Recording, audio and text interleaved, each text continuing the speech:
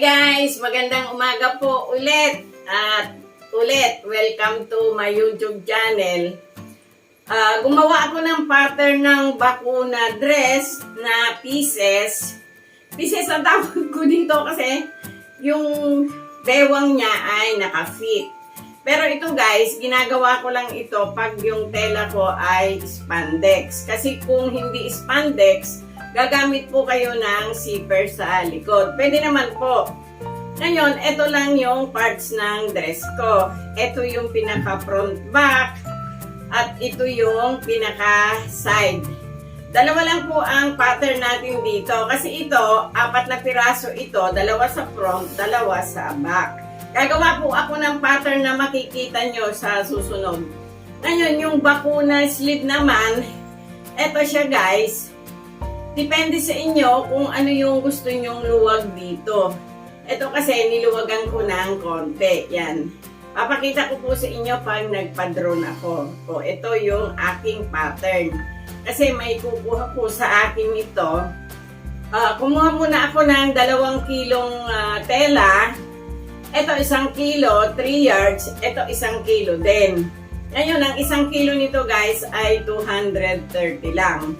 Ngayon, titingnan natin kung ilan ang magagamit na tela para dito sa dress na ito.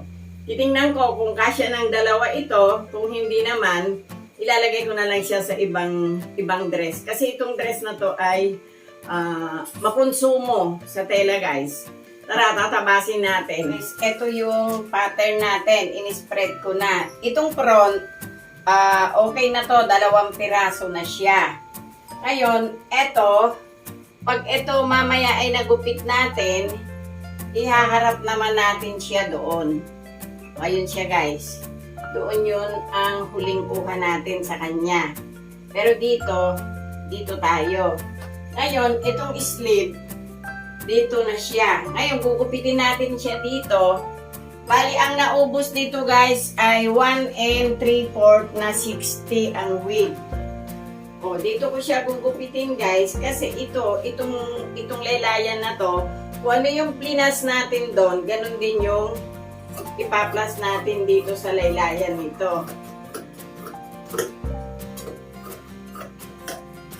O, ito siya guys. Uunahin ko nang gupitin itong manggas.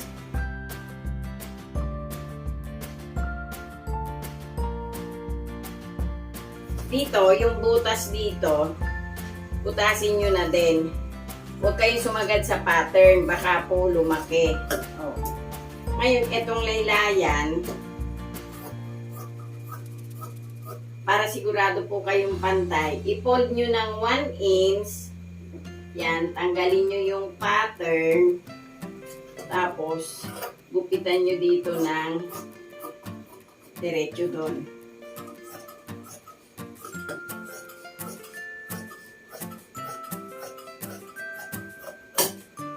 Ang dagdag natin dito guys ay 4. Yan, 4 inches. Ngayon, pumunta na po tayo doon.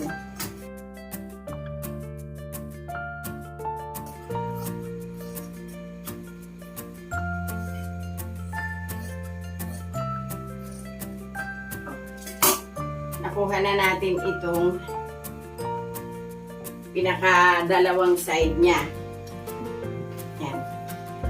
Ito, hindi muna natin uukaban doon. Dito lang muna tayo sa pinaka-back.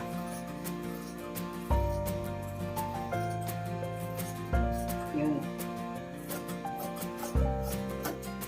Mamaya na natin ukaban yung front.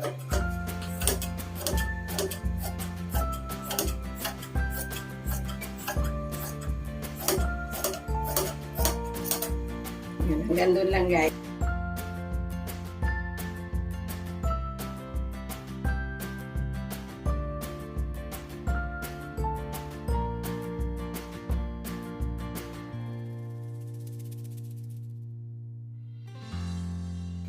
O, ito na yung front natin. Tanggalin muna natin yung 1 piraso. Ito siya guys. Sama natin doon. Ngayon, itong natitira, i-fold nyo dito. Yan. Pag spandex po, huwag kayong masyadong uukab. Baka po lumuwa yung dibdib. Okay lang po muna yung ganito. Madaling magbawas. Mahirap magdagdag. Dito natin, ipipacing yung front. Front ito.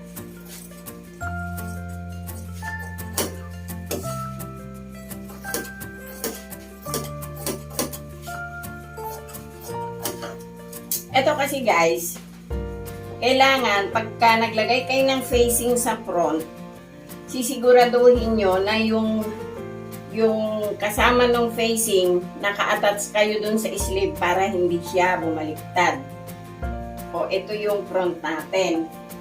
Itong back, ito, yan, kortehan nyo po siya ng maganda doon at isasama nyo rin yung facing niya doon sa sleeve.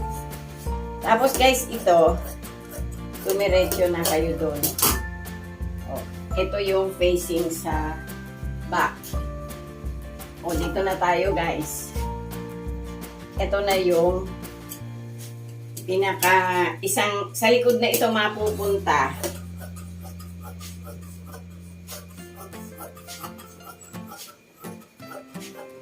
O.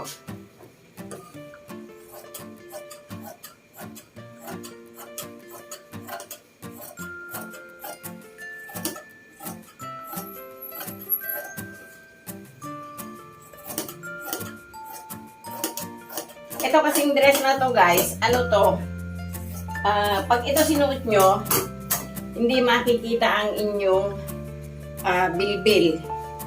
Oo, promise. Wala pong lalabas na hams pag gumawa kayo nito. Ito yung kapartner niya guys. O, ito yung dalawang side, front, back, at sleeve. Ito na yung sleeve natin. Inedging ko na yung pabilog. Dito na natin tutupian sa makina.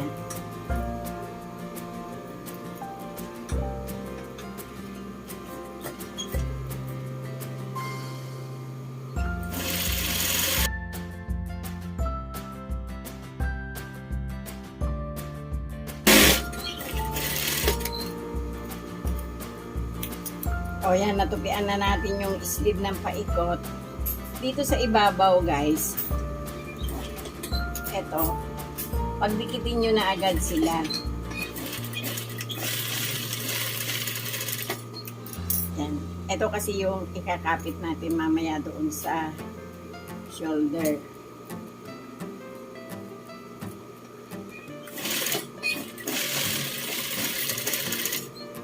O yan, tapos na yung sleeve natin.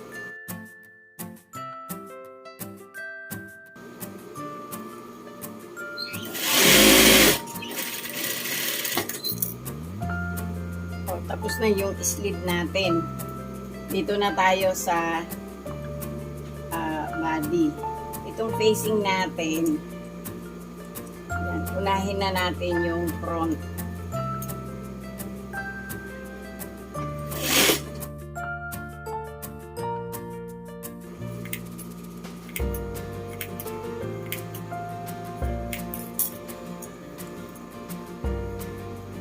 Idapahan nyo siya doon sa facing.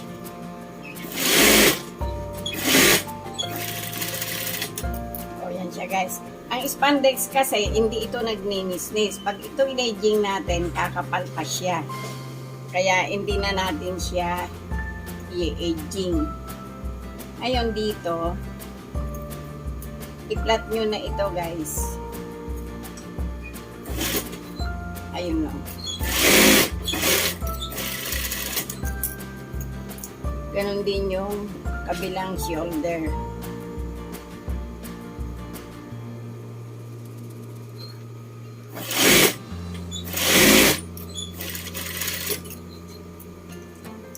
Yan guys. Ikapit natin yung magkabila. I-flat nyo ngayon ito. Yan o.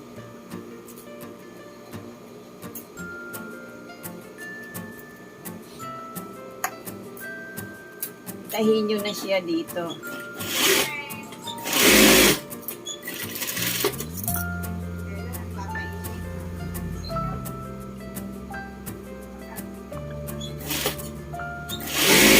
Ito na yung back na facing.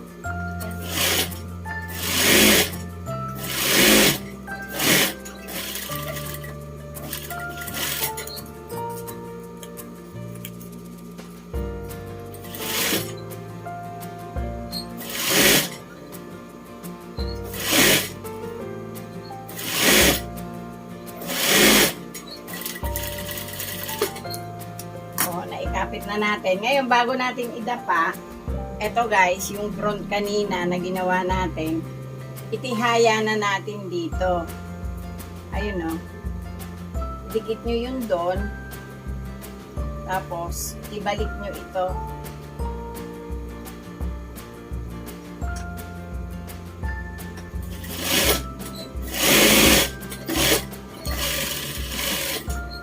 Siya guys, oh.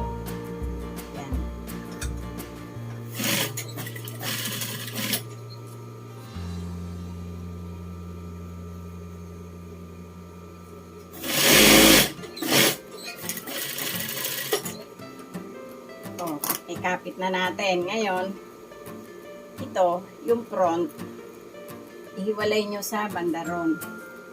Tapos ito guys, ito yung back natin.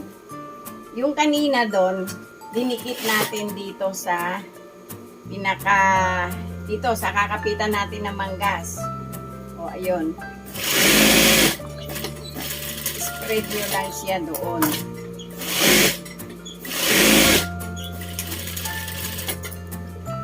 Oh guys, dito na tayo sa side. Ito yung back.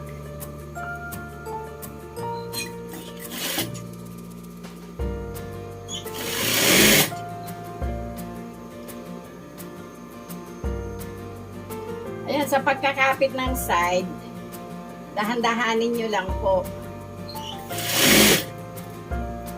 Kailangan sundan nyo lang yung kurbada. Pareho pong relax yung inyong kamay. Ayan.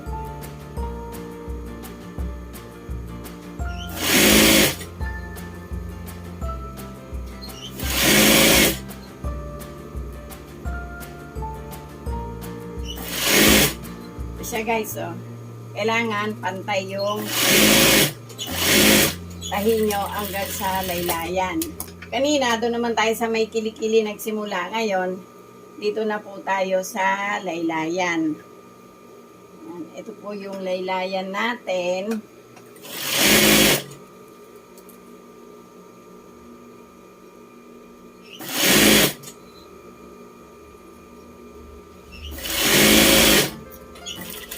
O, yun guys. Kailangan umeksakto din kayo doon. O, dito na tayo sa front. O guys, ito na yung sa front.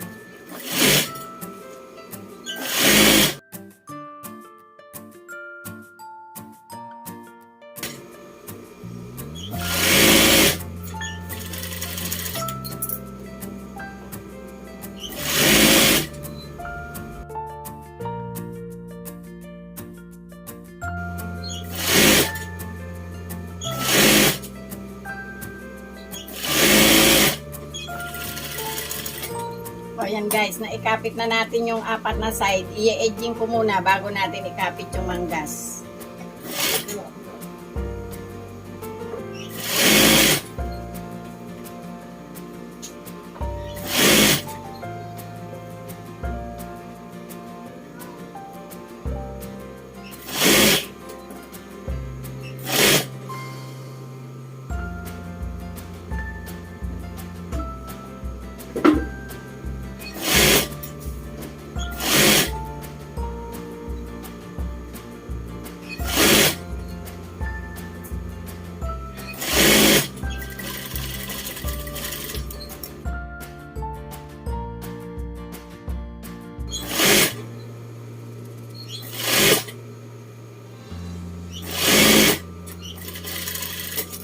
Yan. i-edging lang natin itong manggas. O guys, tutungin na natin yung tagiliran.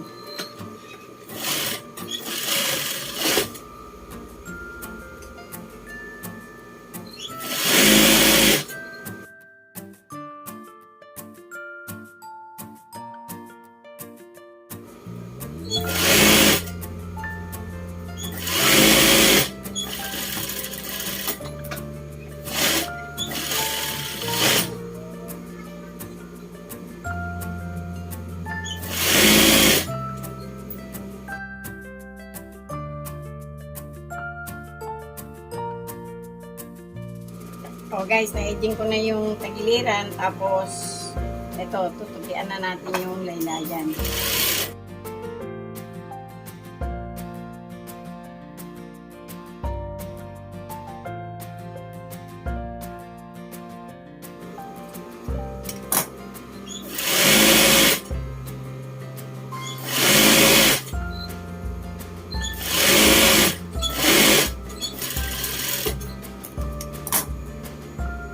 O yan guys, tapos na. Tatahiin ko lang yung isa.